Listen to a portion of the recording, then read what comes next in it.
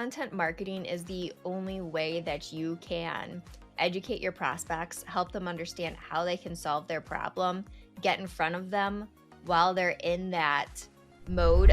Your own podcast should be advertising your business. AI is here to stay. So I see so many people, especially content marketers, fighting against it, but it's here to stay. So you're just going to die off slowly if you don't adapt to it.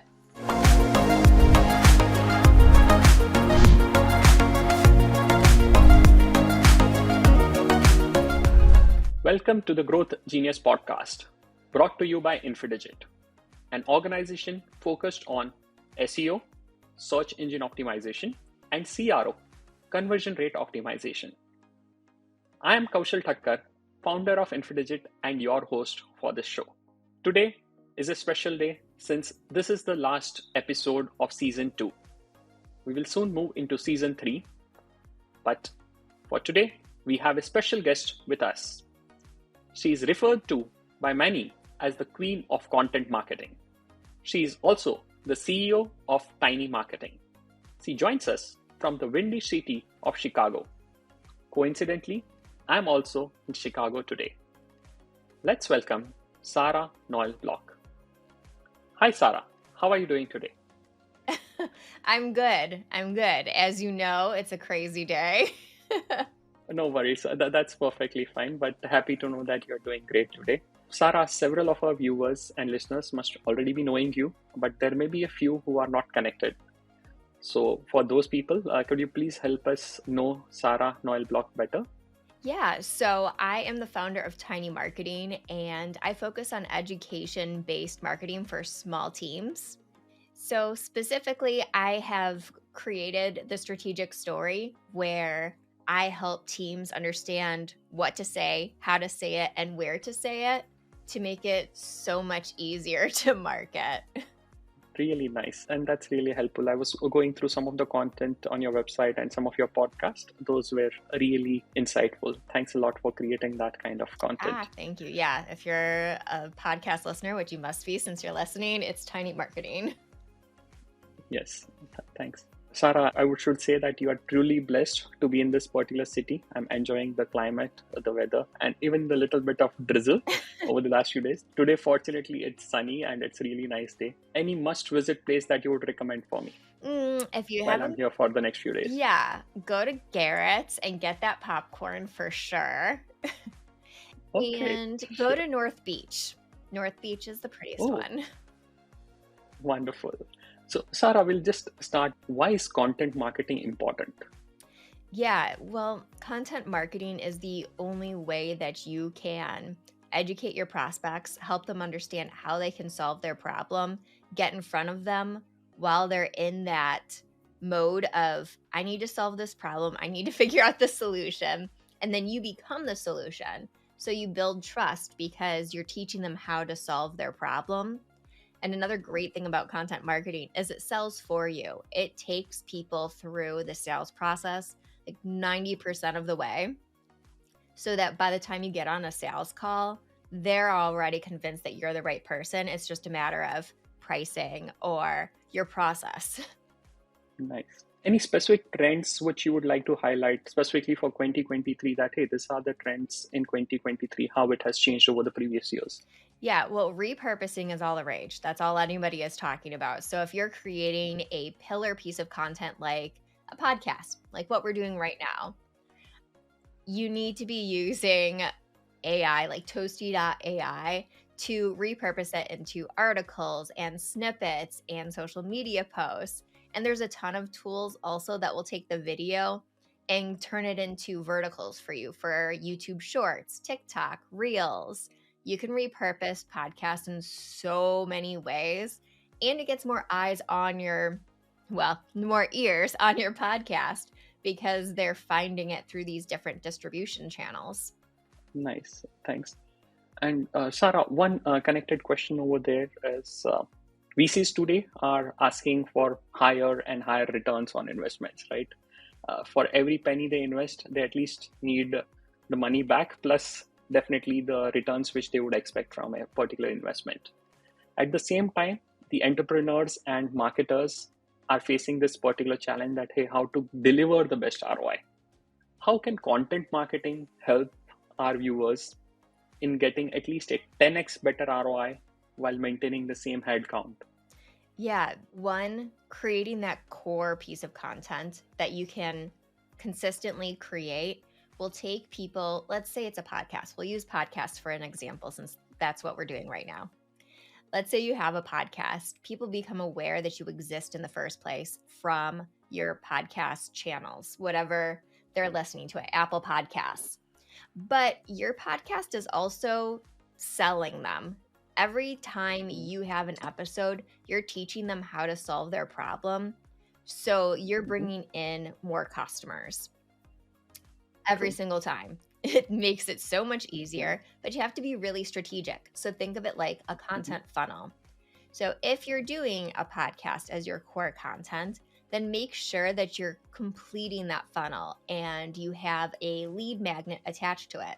Your own podcast should be advertising your business. Like if you're using Buzzsprout, pretty much anything, you can have ads attached to your podcast. Have an ad for your business. Have an ad for the lead magnet that you're going after. Even better is offering a lead magnet that's normally charged. Let's say it is a $40 digital product, but you give them a 100% discount to get it. What does this do? Nice. It doesn't cost you anything because you created it once, Yes. but it converts so many more people because they're seeing that they're getting a deal. This is normally a paid one. And now your listeners are on your list, and email has like a 41 to $1 ROI. So once they got on your email list, the ROI is there and you can sell to them. Definitely. This helps. And thanks for those nuggets of gold wisdom. That really helps. So I'll definitely recommend my viewers to implement those best practices across their thing. Now, since you spoke of the podcast, just want to understand there would be some people who have not started podcasting. Are there some easy ways that you would suggest for them to start recording podcasts or create their own channel? Yeah. So I actually have been working with a client recently on this. She is an author, and I created an editorial calendar for her book to promote it on LinkedIn. And as I was doing this, I was like, this would be an amazing podcast, but she's overwhelmed with the idea of starting a new podcast. So here's what I suggested. One, guesting. And I have a great guest podcast strategy. So you're converting those listeners to your audience. Start there. And then I suggested that she do a capsule podcast. So it'll only be 5 episodes. It'll be a companion to her book.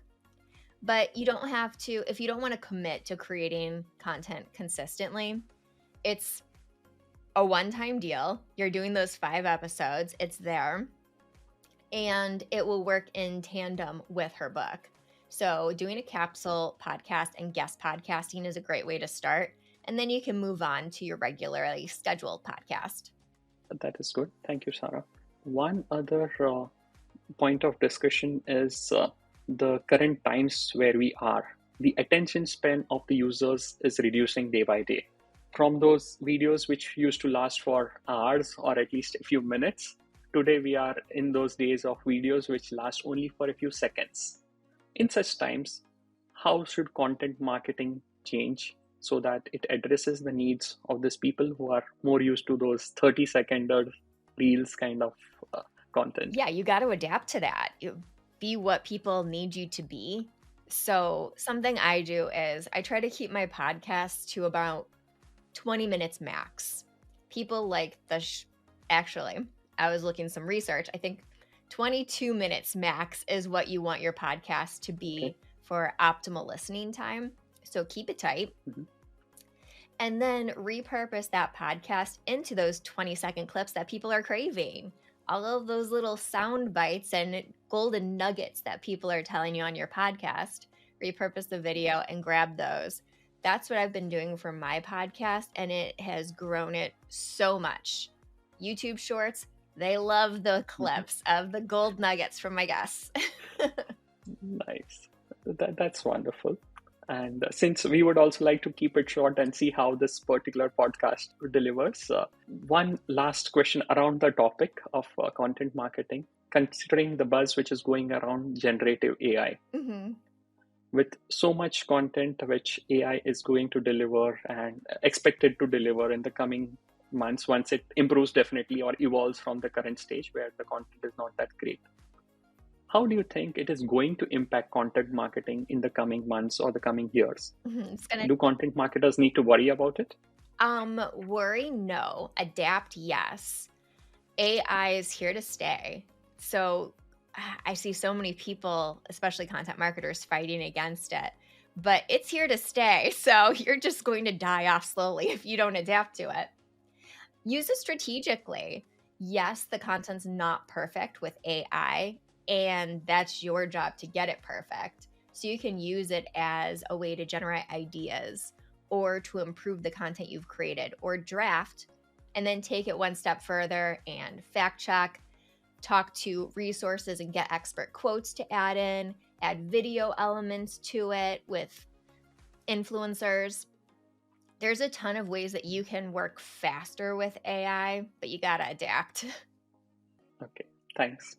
And one question outside content marketing. So you have been a respectable marketer in the industry and you're really doing good.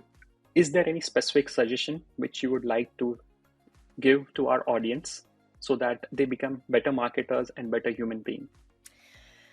Specific solution for marketing to be better human beings? That's a lot of pressure. I would say Okay. I cannot speak for being a better human being, but I can Okay. speak for being a better At least for a marketer. better market. Yeah, Yeah. start with a single customer avatar and market to them.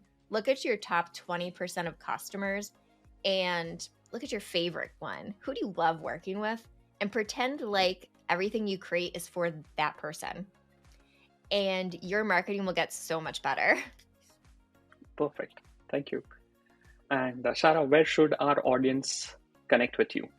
So I am most active on LinkedIn. That's where I spend my time. But your listeners can go to sarahnoelblock.com/TGG. And there you can find all my things. And I'm also going to, like I was talking about earlier, I'm going to give away one of my paid digital products, a DIY customer avatar bundle. And it will be, you'll have a 100% discount code right on that page.